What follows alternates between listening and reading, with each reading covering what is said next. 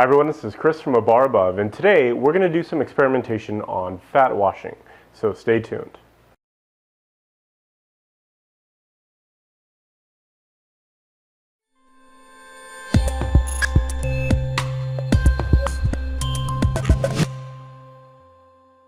So fat washing as a cocktail technique has actually been around for quite a long time.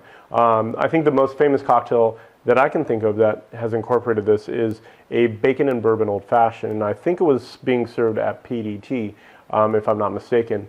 But anyways, it's been around a while, and if you want to learn how to do it, there's plenty of resources online to find it out.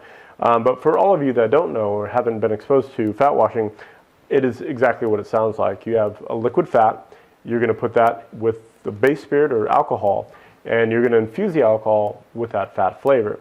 And then what you do to kind of separate those two things out is actually put everything in a freezer, allow the fat to solidify at the very top, scrape it away, and you're left with a fat washed alcohol. So what I'm going to be doing today is actually infusing the fat with flavor. So in this case, I have prosciutto. I'm going to fry up some of the prosciutto. I'm going to add some of the rosemary to it, and then I'm going to fat wash an alcohol. And the idea is I want to see how that flavor actually kind of persists into the final cocktail. And this is actually going to be a two-part series. I'm running two different experiments with this technique at the same time, and I'm going to split this video in half.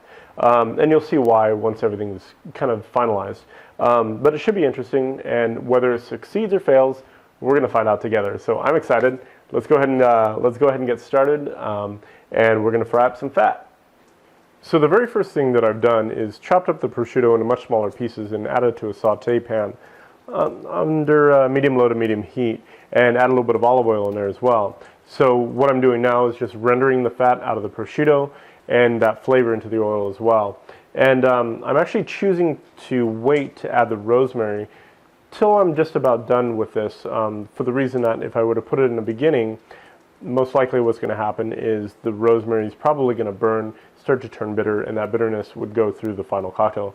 Not a bad idea, but I want to be able to control the bitterness of the drink. So that's what we're going to do a little bit later. And the best part of this experiment is that at the very end of this whole thing, I have an entire thing of crispy prosciutto that somebody's going to have to eat. So I'm sure it's not going to go to waste. So we're pretty much done rendering all the fat out and seasoning the fat as well, and that's what we have here in this coffee cup. And the only thing left to do is put it into the spirit, fat wash it, come back to it in a couple hours, and freeze it, and that's pretty much going to be the process from here on out. I'm actually choosing to do two different spirits for two completely separate experiments. So the first one that we have here is just regular old vodka. And the second one we have here is actually a cocktail I'm working with now that incorporates Peychaud's bitters. So I'm going to fat wash the Peychaud's bitters with the prosciutto and rosemary, and it's going to go into a tequila and melon cocktail. So we have a lot of familiar flavors kind of all playing together in that. So yeah, that's pretty much it. I'm going to add about a teaspoon of fat to each one of these. And my God, does that look disgusting. That's pretty much it. So we just finished our fat wash, and as you can see on the photo that we have up there, the fat just kind of sticks right at the very top there and forms this, what I call a fat cap. And to finish this whole thing off, all you have to do is cut away the edges, lift it out with a fork or knife or spoon, and then pour the remaining contents through a cocktail strainer. The little tiny things of fat will actually get caught up there because the temperature is still fairly low, so it'll still be solid, and you'll be left with a really clear product. Now the focus of this experiment was actually to see if the seasoning of the fat would actually carry through to the final cocktail, and I'm disappointed to say that it didn't.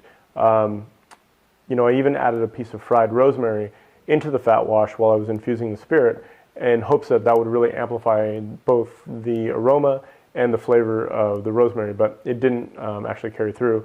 And there's so many better techniques to impart the rosemary flavor into your final cocktail, whether it be infusions or tinctures or syrups.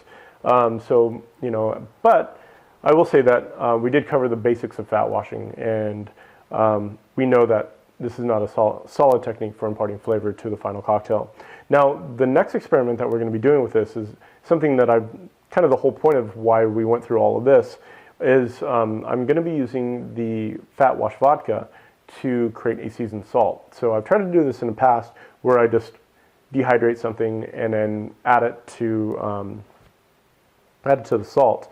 And even if it's slightly oily, what's going to happen is the salt's going to start to clump up. The oil never really dries out. So you're kind of left with this clumpy, salty mess that just kind of is a bit unappetizing looking as a garnish. So I'm hoping that I'm going to be able to impart the flavor into the salt through the vodka, and it's going to be dry. So that's kind of the next step in the experiment. So stay tuned for that, and we're going to have more videos in the future. But until then, I hope you guys have a great shift, and cheers. If you enjoyed this video, subscribe to our YouTube channel, find us on Google+, or visit us at abarabove.com. Now, one of the other things that I'm really excited about is when we went to Tales of the Cocktail, we actually grabbed a lot of swag. So alcohol companies are out there promoting their products and putting out a lot of marketing for it. So what we're going to be doing is actually doing a raffle for it, a sweepstakes, whatever you want to call it, a giveaway. And so one of the things that we're doing right now is when we went to Tales, we grabbed a lot of swag from all the companies with branding on it, and it's a great educational process and great marketing for them. So what we're going to be doing is actually doing a giveaway. And to enter the giveaway, all you have to do is go to our website, abarabove.com, take a look at any of the recaps for Tales of the Cocktail, and leave a comment on any one of the days. You can actually leave a comment on every one of the days to increase your chances, and we'll just randomly pick someone. And we'll ship everything right to you. So head on over to our website, abarabove.com, and leave a comment on any one of the Tales of the Cocktail recaps and enter to win.